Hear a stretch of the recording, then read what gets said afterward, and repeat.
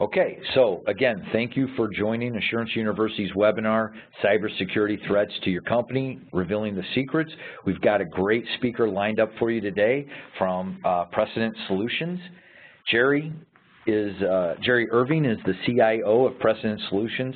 His primary duties are to provide strategic direction for all clients, overseeing product innovation and implementation of highest quality of service. Jerry's been deeply involved in the IT industry since 1987. That's a while, Jerry, so I'm not going to date you. As a result of his early experience, he became an expert in network communications and protocol when others in the industry were just learning really to use their first computer. So armed with this experience and expertise, Jerry entered the consulting world, working for companies like Network General and Avitus, performing detailed network analysis, design, and troubleshooting. Since then, Jerry's filled as MIS and CIO positions at multiple facilities and has managed more than 100 technicians and thousands of devices. He's led multiple projects such as the largest Microsoft directory migration project ever, and in 2008, Jerry was selected to join the National Cybersecurity Task Force, which is a joint operation between the Department of Homeland Security and the U.S. Chamber of Commerce. This task force is responsible for advising federal decision makers on cybersecurity policies and sharing best practices related to this urgent and ongoing need. His expertise in cybersecurity have been featured in a number of national and industry publications, including the New York Times, WGN Radio, and Wired Magazine. I think you were just on the radio last week, if I remember right. Thursday. So with that, welcome, Jerry, and we'll get started on the presentation. Thank you, Jay. All right, so what we're going to do today is kind of go over the different steps of hacking. I want to look at, first off, how vulnerable you are as a company, as an individual. If you are hacked, what are the costs that are associated with being hacked? And then how does a hacker do it? What are the steps that they do to have a successful hack? And then how do you avoid it moving forward? And that's the important part, right? How do you avoid it? And that's the hardest part, too. So last year, the World Economic Forum rated cybersecurity as one of the top risks facing the world today. It is one of the biggest risks associated with businesses as well as with individuals. As a matter of fact, Mandiant, who is a huge cybersecurity firm for the federal government and for large corporations, have said that 97% of all organizations have already been breached. The other thing they go on to say is that this firewalls, the typical endpoint security solutions that you have, don't do any good. They offer no real protection. So it's important that you figure out what needs to be done, how to do it, and get it implemented, and we're going to go over that. FireEye is another cybersecurity firm who they've come out and said, you know, it's really difficult today to define the state-sponsored hackers or governments like Russia, you know, hacking our voting registrations, or China hacking our power plants. It's hard to determine the difference between these state-sponsored attackers and any other attacker out there today. The increased sophistication of the hacks that are going on out there is just incredible. So, and it's becoming easy. So we're going to talk to you about that. Email is still the #1 target for implementing some type of security breach. So last year, and in the last couple of years, statistics on hacking, the U.S. by far is still the most breached country, by far, by over 100%. So we're targets. Additionally, cybercrime was rated as the second most reported crime in 2016, and the stats haven't come out for 2017 yet, but it's going to be the same this year. So it's really important to look at. 43% of all the cyber attacks that are out there are going after the SMB, the small to mid-sized businesses. Why are they doing it? Well, that's where the money is, right? It's easier to hack because you don't have large staffs of IT individuals, and you're gonna pay if you get a ransomware. 50% of all the small businesses that are out there have already been hacked in the last 12 months. Think about that. The director of the FBI said there's two kinds of companies out there, those who have been hacked and those who don't know they've been hacked. Which one are you, right? The last statistic down here is 90% of all customer data has been stolen from a small to mid-sized business, all right? So the large attacks that you hear against Target and Chase and all these other ones where credit card numbers and stuff are stolen, those are smaller than the combined amount of data that's been stolen from the SMB markets. All right, what's the cost? Last year, that cost to small to mid-sized businesses was over $2 million per incident, right? Total revenue for cyber crime in 2017 was over $1.5 trillion, with an estimate of $2.1 trillion for next year. It's a lot of money. What do we got to do to protect ourselves? Well, the other thing, and the thing that really makes all of us think, is 60% of the SMBs that are hacked out there go out of business within a 6-month time period. I was speaking to Jay earlier and said, I have a specific situation on this. We did some work with a small auto manufacturing company in Elk Grove Village that called us up, said their internet was slow. We went in and did an assessment on them and found out they had been pawned by China. China was stealing all of their intellectual property and their documents. We blocked it, but they had already been doing that for months.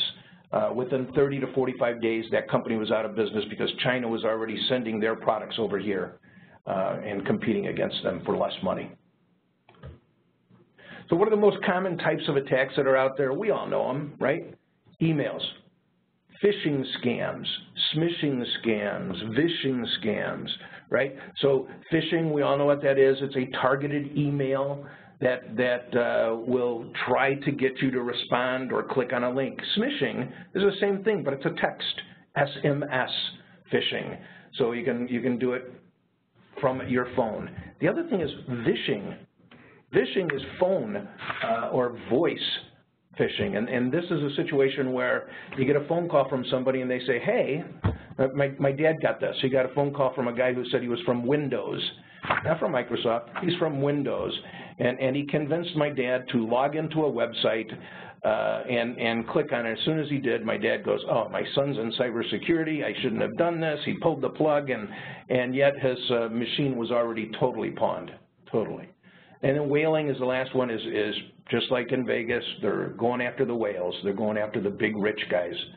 So 93% of all breaches that occur started with some type of social attack, whether it was a phishing scam or whatever, 93% of them. And those social attacks, by far, use email more than any other type of function. So 96% of those social attacks occur as a result of an email. So what types of phishing scams are out there? Ransomware. Ransomware, if you haven't been hit by it, I'll be surprised. So many small to mid-sized companies, now health insurance companies, health companies, banks, wealth management companies are being hit. 92% of the malware that's being sent in these phishing scams are being done by email and are ransomware. Ransomware last year is up by over 350%. So we have to be careful. We have to know how to protect ourselves from ransomware. All right. Other methods, web application attacks. Some interesting statistics in this. First off, web application attacks are code attacks or vulnerability exploits, and I'm going to show you one of those here in a little bit. But hackers find something wrong with the website. They generally do that by stealing the credentials with a phishing scam. They get the user ID and password. Now they can go in and they can implement a cross-site scripting error, vulnerability, or a SQL injection error. Then they can make it so that you get a drive-by download. As you're moving your mouse across the screen, something downloads. It could be a ransomware, it could be some kind of malware, but that gets downloaded to your PC. So 75% of legitimate websites have an unpatched vulnerability that make them susceptible to SQL injection errors or cross-site scripting errors. 75%. Now, this is of legitimate ones, not of the small to mid-size, www.youshouldn'tgothere.com. It's the real websites. The other side of it is over 18 million websites are already infected with malware at any given time. And the last thing, this is interesting. 1 out of 13 of every web requests that are made will cause a malware infection. Now that means, right, you get on Google, you get on your search engine of choice, Yahoo, whatever it is, and you go in and you put, I want to search for this. There's one. I want to search for this. There's 2. By the time you get to the 13th one, you've probably got a virus. What I tell people is, when you're doing your search, make your search more direct, right? Never go past the second page, because the websites that are on the 3rd and 4th page and 5th page most likely have some type of malware included on them. Those are not the key providers out there. So if you don't find what you're looking for on page 1 or page 2, change your search, look for something else, because page 3 and 4 are going to get you a malware. All right, so let's look into the different steps that hackers use. And we're going to go over these in detail. Reconnaissance and scanning used to be 2 different things. Now, with all the tools that are out there, reconnaissance really is done in the scanning stage. So everything happens concurrently. And the goal in reconnaissance is to get so much information so that you can start looking at what to hack. All right? We want to look at user IDs, passwords, identify, first off, we want to identify the company. Where is the company geographically? Where are their different locations? What are their domains that they have? What are the servers that they have? And then, do those servers have vulnerabilities? Right? How do we do that? Again, we will start using the internet, but we'll also start sending phishing scams or making phone calls, right? You can call up and say, hey, I'm looking for one of your offices on the Southwest. Can you give me the address? Now you have an address. Now we can do more scanning. All right? So personal type of information, the things we really want are executive and technical teams information. The reason we want the executives and technical teams is they generally have some type of administrative user ID. They have access to more data.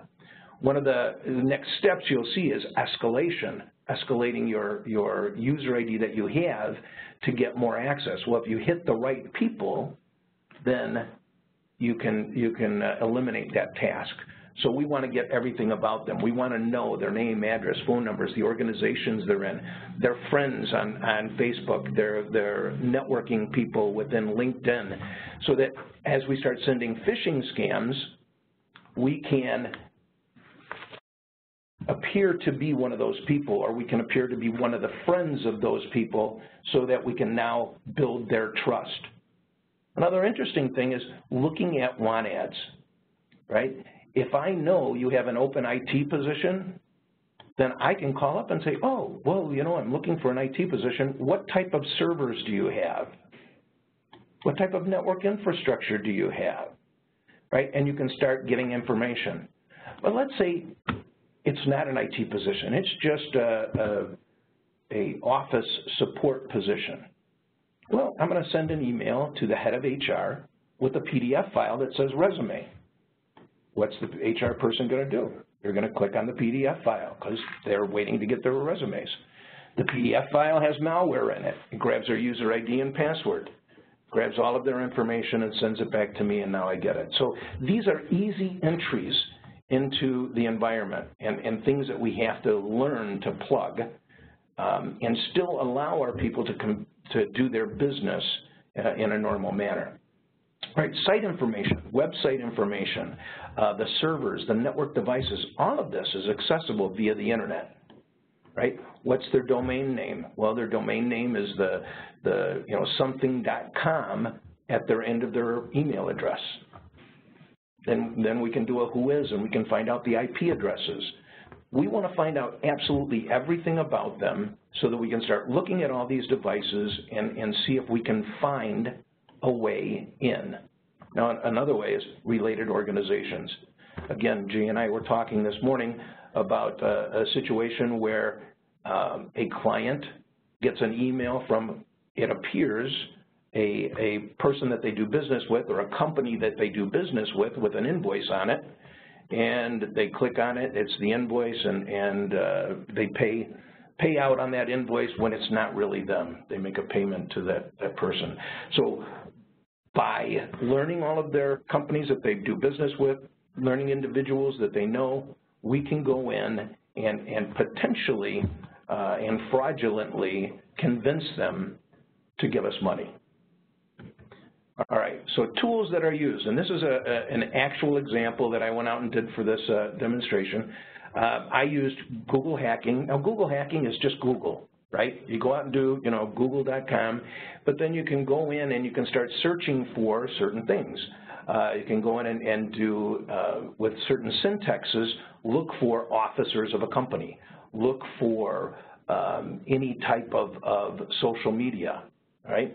Also, LinkedIn, Facebook, Twitter, all of the social media accounts that are out there.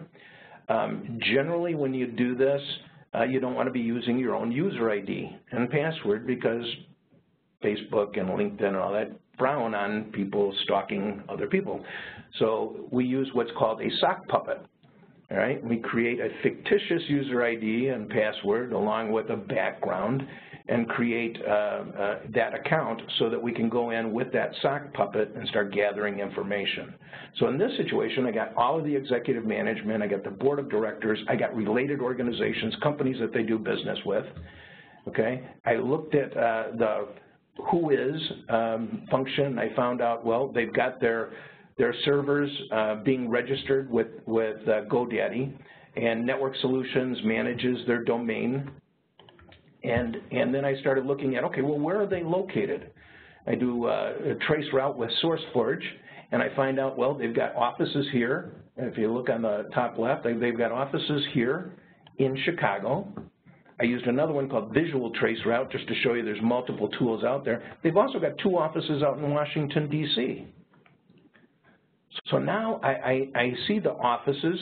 I can get the geographic location of these offices. I can find out all of the users at these individual offices. I can grab the emails at these offices. And now we have a lot of information that we can go out and start using to actually infiltrate them and to start causing problems. Now, once we get in there, I start looking at IP addresses, and I can scan their individual IP addresses just to see if they're alive. So I can see on the left side, I've blocked out the real IP addresses, but you can see the ones that are blue are alive and active. Here are the names of them: lookup, logs, secure. On the right side, I used Nmap to go out and scan all of the ports that were open in some of these. And these ports allow certain types of communication. Port 22 is a remote control function, SSH.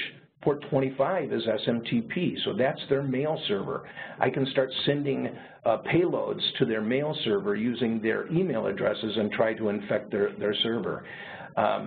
Interesting ones here, and this is out on the internet, both 135 and 139 are Microsoft login type of functions. generally these should not be allowed from the internet. So this is allowing our PC, somebody to have full remote control from the internet without using a VPN. So I know now I can get to this device just by having a user ID and password and get in there.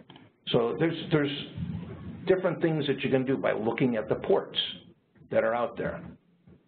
All right, we did a scan on some of their servers.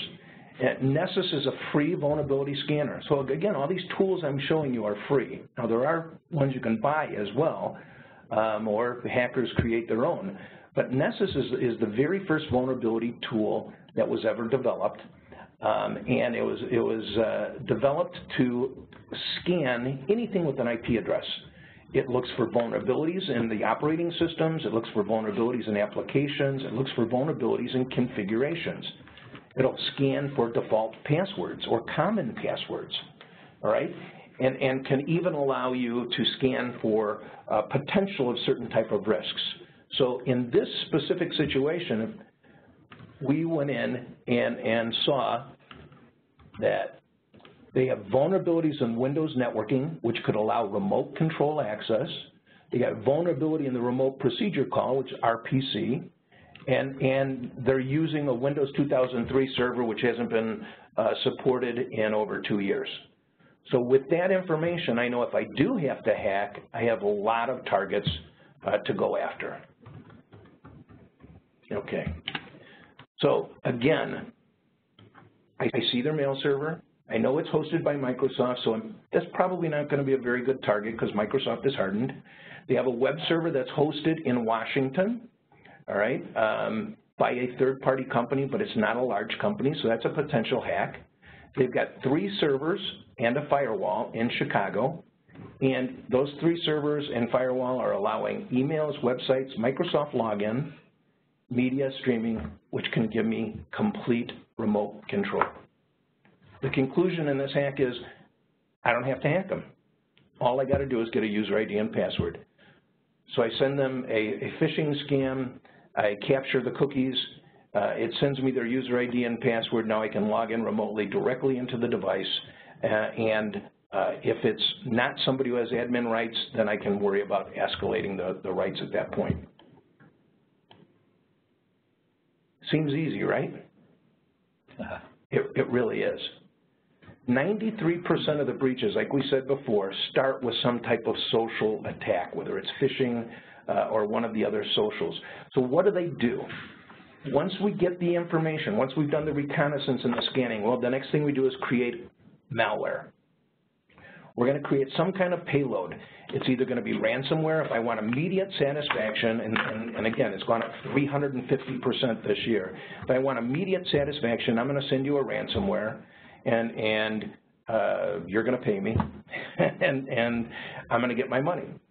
The other option is do a C2C, a command and control type of situation. This requires more hands-on. So it doesn't happen that often because I would have to then take control of your device to grab your information, right? More likely you're going to get some type of worm or Trojan. The worms will go out and look through your entire system to find all the data that is necessary, your user IDs, your passwords. It'll also go out and find everybody in your mailbox or your to list, your contact list. And then Trojans are malware that will infect all of the other devices on your system. Today, worms and Trojans are not necessarily separate devices. They're generally one and the same. So you have a worm that goes through your PC at the same time. It's attacking other devices as well and going in and getting those. All right. So again, by sending phishing scams to email and phishing scams to executive and board members and IT people, generally I'm not going to have to worry about escalating my privileges because they already have admin rights. I can impersonate them, and people are going to pay attention, right? You get an email from your boss telling you to, send make a payment for $100,000 to a client. This is what's happening. The CFOs are getting targeted with phishing scams, saying, pay this amount to this account, and they're doing it. So once I send you the phishing scam as a hacker, my job's over. At this point, all I do is wait for you to click on it. Once you click on it, it grabs the data and it sends it back to me. So if I do nothing but send out 1,000 of these a day, and you know, 27% of the people click on it, I've got 270 different devices that I'm going to be able to grab information from on a daily basis. These guys are sending out tens of thousands. How are they doing it? How are they making these payloads? There's a lot of free applications out there. Kali is probably the most popular. It is a toolkit of over 600 different hacking tools. Over 600 different hacking tools, some of which do the same, some do different. Some of these tools allow you to create your own tools. It has prepackaged over 2,500 malware payloads that you can already use. They're updated on a daily, weekly, monthly basis. These tools are made for the ethical hacker, the white hat hacker, to do penetration testing. Unfortunately, bad guys get a hold of it. All right? Metasploit is one of those 600 hacking tools that's already in Kali Linux, but Metasploit stands alone as well, and it has over 1,700 different malwares on it and payloads and different functions that are all pre-canned, and I'm going to show you how to use this. Now, Cain Enable is a password cracking device, which again is free. If I'm sitting at a publicly accessible Wi-Fi environment and I want to find the user ID and password of anybody else that's on that Wi-Fi, I can scan with this device and greater than 50% of the time find the PC, find the user ID, find the password, and gain access to their device. So let's show you how to do this, right? We're going to go from reconnaissance. I'm going to do the reconnaissance in a hack. We're going to go from reconnaissance to access, and hopefully I'm going to be able to do this in less than 5 minutes or 5 minutes or less. And Jerry, what you're about to do, this is actually a live, you're going to try to hack in. I'm going to hack in. You're going to hack in. I like his confidence. So hold on one sec. We did this earlier, and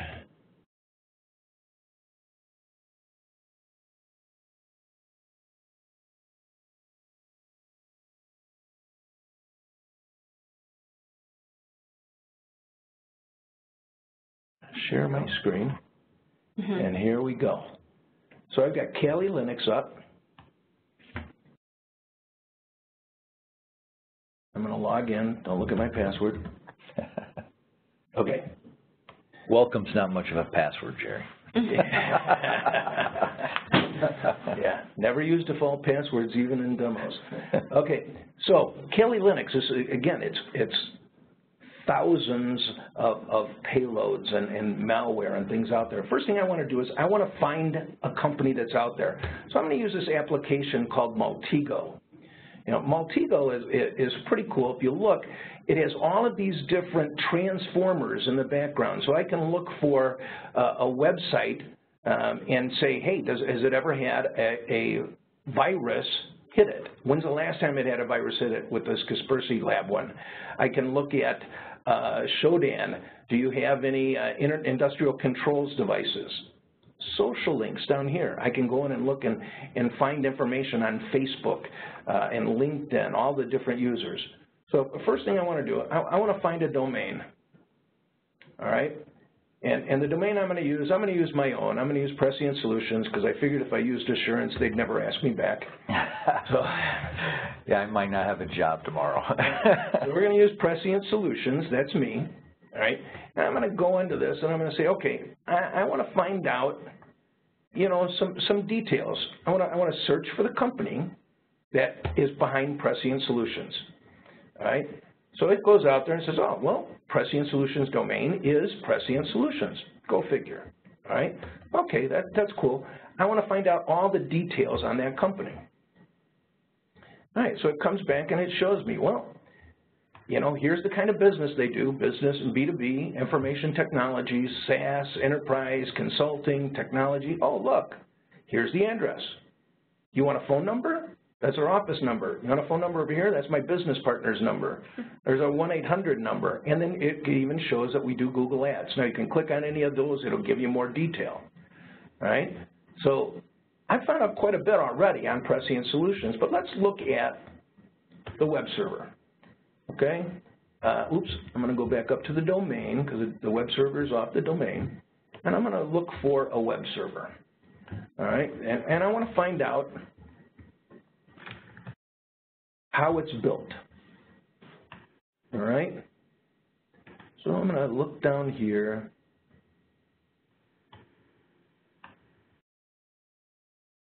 Here's our web server, quick look up. There it is, Prescient Solutions.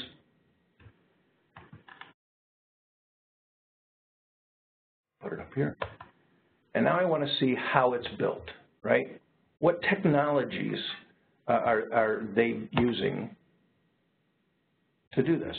Well, see, it's built with all these different applications. As I said, we use GoDaddy for our SSL. It's using Java Query, right? But here's the thing that's interesting, WP and WP plugins. WP, for those of you who don't know, is WordPress. WordPress supports over 30% of all of the websites on the internet. It is by far the #1 web page tool that's out there. So that's cool. Okay, I got that. Okay, so that's good. I like it. All right, now I also want to look and see, you know, does this company have any other domains in it, any other top-level domains? So we're going to find other top-level domains here, and you can say, oh, it does. Well, there's PrescientSolutions.net, there's PrescientSolutions.org.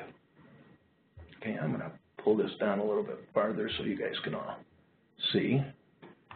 All right, so now I'm going to go here, and I'm going to take all three of these, and I'm going to say, let's look for what's the #1 means that people get hacked today? Emails, right? So let's look for their email server. There we go. I'm going to look for an MX server. Well, PrescientSolutions.com or Solutions.net has this one here. If we look at it, you can see it's ProtectionOutlook.com. Bummer. It's Microsoft. Their protection's pretty good. Probably not going to be able to get anything from that. I'm going to look over here. .org doesn't have one. And then Prescient Solutions, we're going to look at this one.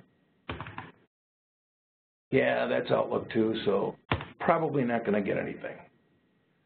All right, so right now, I've found a domain. I've got all of the information, including where they are, their phone numbers. I can go in and start looking at email addresses. And look for, if you look here, email addresses to the domain by search engine, email addresses at domain by search engine, entities, you know, I can look at all of this. Now, I'm not going to do that because my partners would kill me, okay? But we can go in and now start getting a list of all the users and everybody that's there. But right now, I've found that this device is using WordPress, and that's good enough for me. That's what I want to know right now. Okay, so what do we do now? Well, I want to know of this device, of their mail server that they, or of their web server, I want to know what the IP address is of that device so that I can start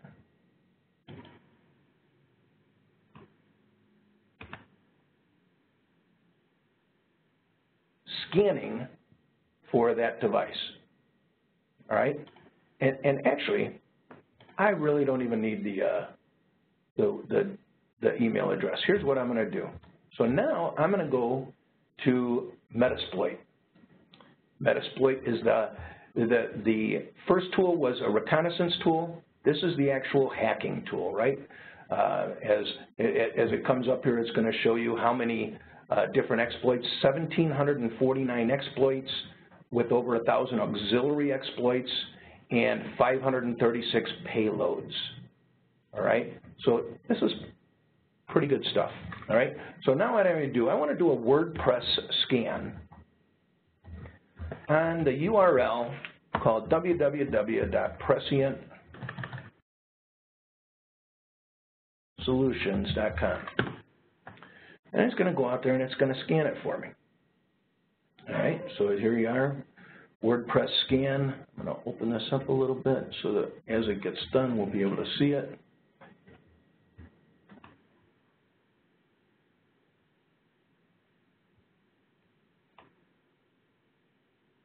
Okay.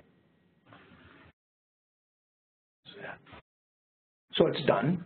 It went out and looked at the server, and my partners are going to kill me for this, but it found all these vulnerabilities in the system. I would like to say that I did these purposely so I had a demo, but I have already contacted my guys and said, you got to fix this before the end of the day, all right? So if you look, this is saying there is a potential for a cross-site request forgery vulnerability. It's basically cross-site scripting. Cross-site scripting means I can send a link to you that you would click on. It would bring you to my website or what you believed is my website, and now I have control of you, okay? That's because this version is 4.61, but it was fixed in 5.2, and we're still running 4.61. Right? That same 4.61 has another remote path traversal access that's fixed in 5.2. All right? Another cross-site request forgery and cross-site scripting and SQL injection vulnerability exists that's fixed in 6.21. As we go through this, now I can make a list of all the vulnerabilities are there. I've already found that I can get into the network. I'm kind of combining these two different ones, but let's say I can get into the network because they have remote control open. So as long as I have a user ID and password, I can get in. I don't even have to hack. But if I have to hack, I can attack cross-site scripting, SQL injection. I can start looking at different vulnerabilities that are out there. Again, these things are all as a result of software being out of date. Okay? So now what I want to do, I've done my reconnaissance, I've done the vulnerability scan, now I want to create an exploit. All right? So I'm going to go over here.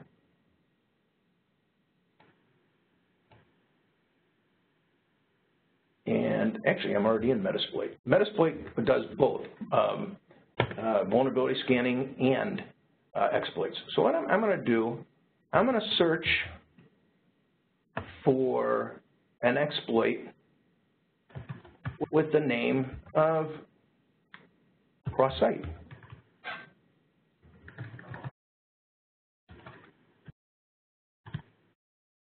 Cross-site scripting. So look at that. Right now, there are 4 different vulnerabilities out here, or exploit kits out here that I could use without doing anything. All I got to do is define the IP address.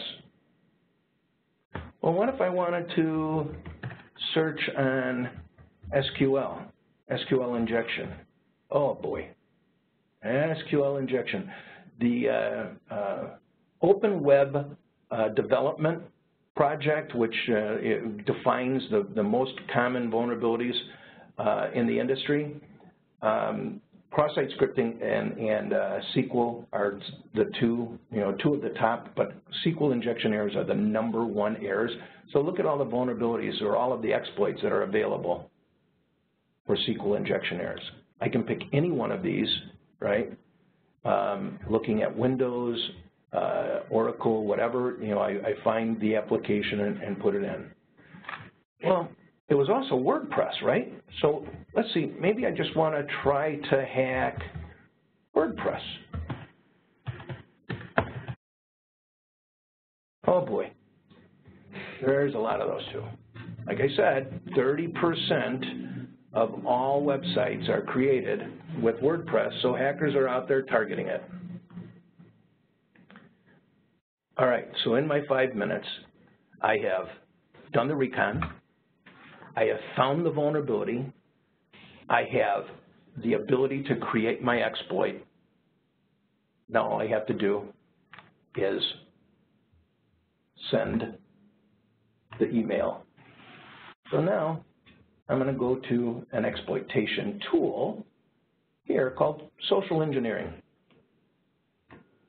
Close that. All right, so I just, look at how easy this is, right? I want to create a social engineering attack. I'm going to choose number 1. Well, what do I want to do? I want to do a spear phishing attack. Okay. All right. Perform a mass email? Yeah, I want to do that. I'll perform a mass email. I can do a custom written letter. I can base it off of Adobe Flash so that, it automatically gets done. I can use a Windows buffer overflow. There are all different types of social engineering hacks out here.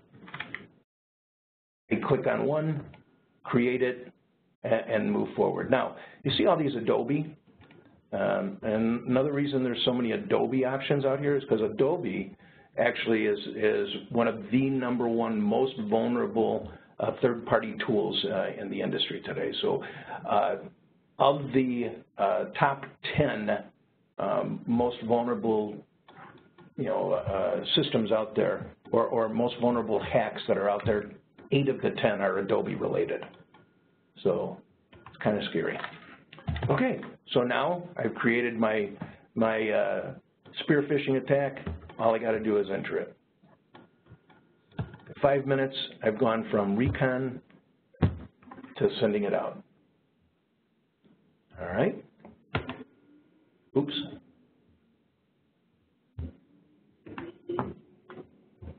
Sorry. Let me get back into my PowerPoint. All right. So once you got everything out there, I'm going to open it up. Once we've sent you the data as a hacker, what do? Well, we've got to pass it back. Now, passing it back is just as hard as getting it in, right? Because firewalls stop things that are going to unknown places. So what do, right? Encryption. We create an encrypted file and send it back. So the data we get, whether it's your user ID and login, privileged credentials, your corporate financial information, whatever it is, we grab that information and we send it back in an encrypted file, right? Generally using a port that we know the firewall is going to allow. So that's where this HTTP, FTP, SSH, these are common protocols that are being used all the time, right? And we will allow or we will configure our communication to occur using one of these because you have to let people get to the internet. Now the other option is, and a lot of hacks do this too, is they'll send their information right to a Dropbox, Google Drive, or some type of shared data type of box. So all of that information gets put there, right? It's pretty easy. To getting the information back now with encryption is extremely easy to do. Now, the next thing is sustainment. If we look at this, right, this is pretty scary. The United States has an average of 75 days that a malware is on or somebody has dwelled on a PC. So we're doing pretty well compared to Asia. Asia is 498 days and the European countries have 175, right? But we still have 75 days before the average malware or breach is detected. And think about that. We just did in 5 minutes, we did recon, we did access in 5 minutes, right? Exfiltration, once I send you that and you click on it, it takes seconds. We get the information back. So recon, access, and exfiltration can all be done in 5–10 minutes. What are they doing for the next 74 hours, or 74 days, 23 hours, and 59 minutes, right? Well, they're gathering more information. They're sending out other hacks using your machine, right? So it's important to note that just because they got you now doesn't mean they're going to let you go. All right. Finally, assault and obfuscation. Covering it up. I can't say that word. So assault and covering it up are the final 2 steps. The very first cyber attack that ever occurred was Stuxnet. Stuxnet is said to have happened when 2 countries combined to sabotage the Iranian nuclear program. They disabled the centrifuges in the Iranian nuclear program. It's the first time ever that computer software was used to break hardware, all right? Ransomware now is becoming more destructive. There are ransomwares that affect not just your PCs where they can lock up the drive and make you pay for it, but there are ransomwares out there for Internet of Things that can cause devices to fail or to be busted, right? Whether it's a thermometer, a temperature gauge. In Japan, hackers were hacking automated toilets and making them flush over and over again until they overflowed and caused damage. So there is a way now with software to actually cause damage. All right. So legacy security in this doesn't work. You can't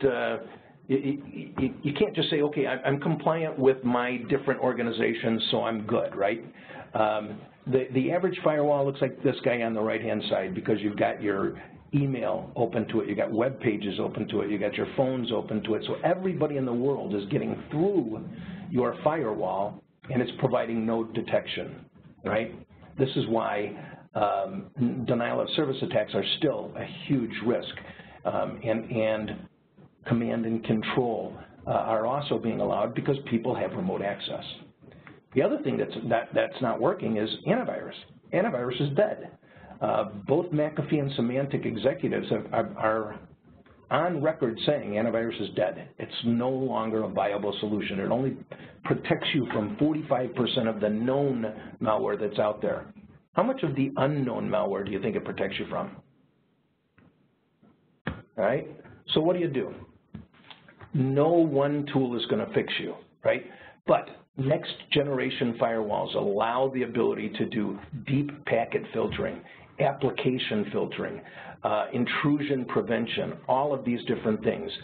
Next generation firewalls also have application components that can write on top of your servers and or your workstations. So it's going from protecting the perimeter like we used to do with the firewall and now protecting the data. Protecting the data is more important. So you're going to put your firewall in front of wherever the data is, and you're going to have multiple devices.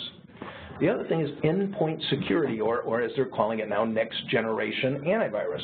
Well, next generation antivirus does have a component of the detection-based AV like you have out there now, so it will detect what's out there, but it also starts looking at the heuristic functionality of the malware that's there. What's it doing?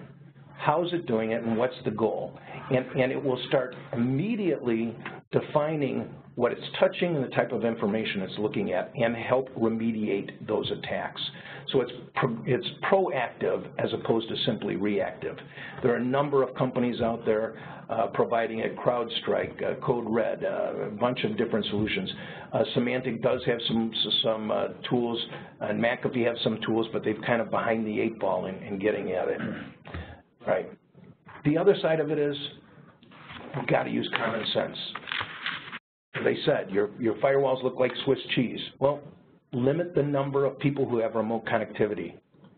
Don't allow everybody to have remote connectivity, and if you do allow it, right? Do it with a virtual private network so that it's encrypted. Communication between the two isn't simply an open port. There's an encryption that's allowing it. Change passwords. 81% of data breaches originate from some type of stolen or easy-to-guess passwords. My payload I send to you grabs your user ID and password. Once I grab it, I know that that password's the same one you use on Facebook, on LinkedIn, on your mail, on your financial system, on all of it, right? Change passwords, right? The next one I showed you, that WordPress, the WordPress errors were all as a result of software not being updated. Microsoft thinks this is so important they give you a free application called WSUS, Windows Server Update System. WSUS allows you to automatically update all of your PCs, all of your servers, all of your devices every second Tuesday of the month, which they call Patch Tuesday, and it does it automatically for you.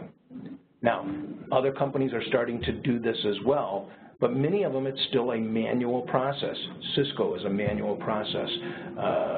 HP is a manual process. You have to update those systems. Otherwise, there are going to be known vulnerabilities and people are going to hack. Right? Don't fall for malware. This comes down to training your users. Training your users. 1 out of every 7 people will click on a phishing scam, right? And that 1 out of 7 will click on, click on them multiple times throughout the course of a day. So train your users about phishing scams, about malware, about different things that are going on. And the other thing, point-of-sale systems should not be used to scan the internet, right? You got your point-of-sale system out there, don't have Internet Explorer on it, don't allow people to use it. And then finally, background checks. Check your vendors, check your employees, check anybody that's going to have any access to any of your systems to make sure that they're safe. Hacking's easy, anybody can do it. I just did this with all free tools, publicly accessible tools. Anybody can do it. All right, well, perfect. Thanks, Jerry. If you're not scared already, I'm petrified now. So very informative. Now it's time for a Q&A section. We just have a few minutes, so please send your questions to the host at Assurance University using the free chat or the chat feature located on the right of your screen. And before we get to your questions, note that a short survey will be popping up upon exiting out of the webinar. Please give us any feedback. We're always striving to improve these webinars to make them beneficial to you, so your feedback is important. Also, the last question on the survey will ask about the CE credits you require. Choose which credits you'd like to receive, and we'll have a certificate sent to you within a couple of weeks. So do have one question that did pop up. So what are some of the resources that can help us put together an incident response plan? I think what they're talking about is maybe a breach response plan. Sure. So what kind of resources are out on the net to help people? So there's FBI has an excellent incident response tool, as does Department of Homeland Security. Basically, the cybersecurity response, they have a cybersecurity response tool that's available. That's the best to get it. So go to DHS's website, and they will have everything there for you. Perfect. Looks like we have a second question. So you're saying that antivirus no longer is something you should install and maintain since it's not 100% effective? No, sir. That's not what I'm saying. What I'm saying is you can't rely on it to be your only tool, right? It does protect you against 45% of the known, so it's better than a sharp stick in the eye, but it doesn't provide you the level of security that it used to in the old days. So my recommendation, rather than just ripping it out and having nothing, would be to integrate a new next generation antivirus tool and put that in place. You got to have antivirus of some sort, whether it is the old legacy kind. It's not going to support you as well. But if you really want to protect yourself, upgrade to the newer versions. And then we have one last question. This is more of a broad question, I guess, but how does the dark net work? So I know we didn't really talk about that per se, but... Yeah, it kind of cracks me up. You know, people go, oh, we're doing a search on the dark net. It's the same thing if you walk around a dark alley on the south side, right. You're in dark Chicago, right? It's the same thing. The dark net is just another part of the internet. It's not a separate, websites or anything. It is a series of websites within the internet that, people and law enforcement agencies have found. Generally, there are specific ways to get there. Tor is a encrypted browser that allows you to get to these encrypted sites. So it's still using the same internet, but these sites are more encrypted, trying to block who has access to them. So you got to be careful. Don't use links on the third and fourth page of your browser. If you go you see a link and it's not something you've ever seen before, don't just click on it, because it could be taking you to a site that is the dark web. Right? Got it. All right. Well, that's all the questions we got in, right? And so with that, we're out of time. We appreciate everybody's time. Great questions, very informative presentation. If you have any additional questions, please submit them on your survey and we'll have the appropriate person follow up. Thanks again, Jerry, for taking the time to come and talk to us today about this. I know it's forefront on everybody's mind. A lot of companies ask on a daily basis about cyber prevention as well as cyber insurance, and that's a whole other ball of wax. But thanks, everybody, and with that, we'll conclude our webinar. Thanks. Thank you.